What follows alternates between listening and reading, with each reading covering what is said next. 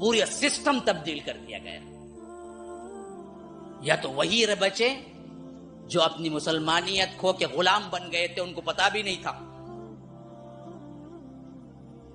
اور بقیہ سب کچھ پوری سلطنت جو کہ عروج پہ تھی، ہیرے جواہرات زمرد یاقوت خزانوں سے بھری پڑی تھی، وہ سب کا سب ان کے حوالے ہوا. اور ان لوگوں نے اس میں سب سے بڑا تیسرا کردار جو ادا کیا وہ یہ تھا کہ ہمارے علم کو پامال کیا. انہوں نے کیسے کیسے دشمنیاں نکالی دیکھیے. علم کو وہاں کی مکتبات جو تھی، لائبریریز، دنیا کے مشہور ترین لائبریریوں میں سے تھی. ایسی ایسی نایاب کتابیں تھی جو پوری دنیا کے پاس سے تھی. ایک ایک کتاب کی قیمت ایک ایک ملک کے برابر تھی.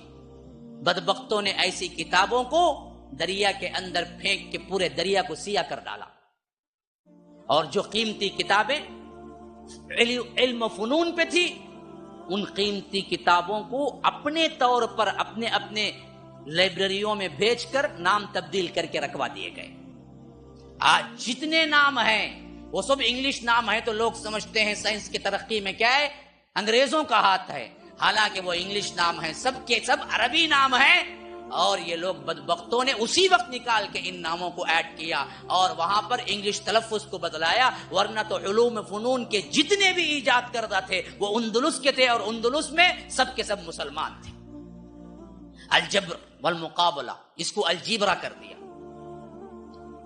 جو خوارزمی تھا، جو اس کا سائنسدان تھا. اسی طرح کیا ہے، سب سے پہلے فلائٹ کا خاکہ دینے والا وہ بھی اندلس کے تھے.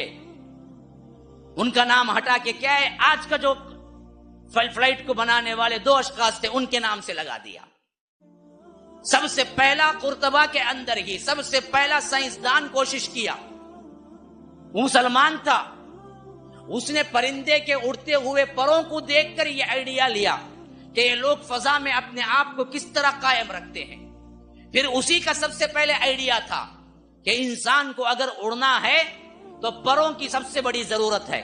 پھر اسی نے کیا ہے، باریک سے پٹیوں کے ساتھ اپنے آپ کے اوپر ایک ایسا جال بنایا جو کہ ہاتھوں کے حرکت سے وہ اوپر نیچے ہوتا تھا، اور یہ مصنوعی پرد لگا کے تقریباً 15 منٹ تک فضائی سفر کیا.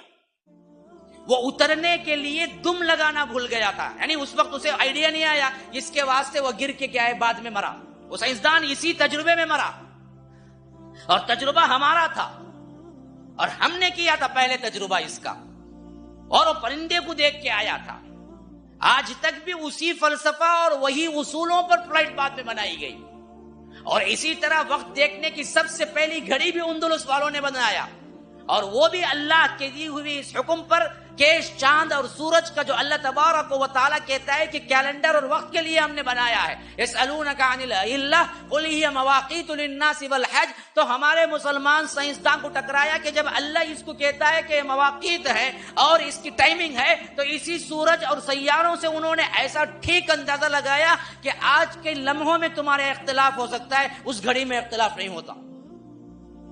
ان سب علوم فنون کو جنہوں نے بھی بنایا، ان سب کے ناموں کو تبدیل کیا، اور جتنے بھی لوگ تھے ان لوگوں کو اس وقت اگر تھے تو مروا دیا، اور ترجمہ اسپینی زبان میں کر دیا یا انگلش زبان میں کر دیا یا انگلش نام دے دیے.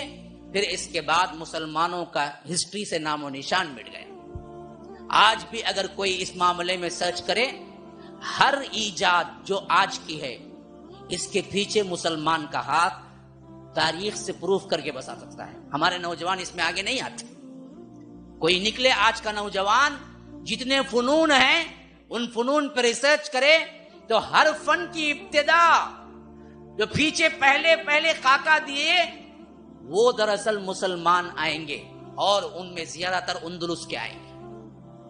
ہاں، ابن رشد جیسا شخص اندلس میں پیدا ہوا، جس کی کتابیں آج بھی کیا ہے یورپ میں چھپتی ہیں، انہی سے یہ لوگ لیتے ہیں. طب کا سب سے بڑا بھی یہیں سے آیا تھا، اور طبی قانون جو بنا ڈاکٹروں کا اور آج تک جو پڑھایا جاتا ہے یہ مسلمانوں کا ورثہ تھا.